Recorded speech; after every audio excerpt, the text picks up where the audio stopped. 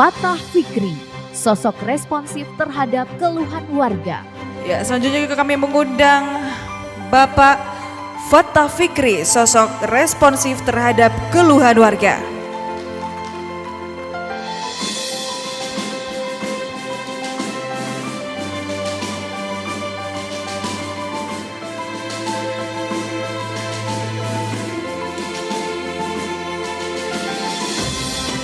Inilah sosok responsif terhadap keluhan warga, diterima langsung oleh Bapak Fathah Fikri yang berbahagia. Plakat dan kemudian buku bertuliskan 60 sosok inspiratif juga diberikan.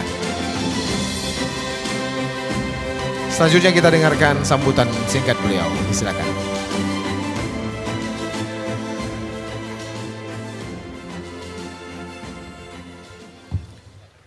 Assalamualaikum warahmatullahi wabarakatuh.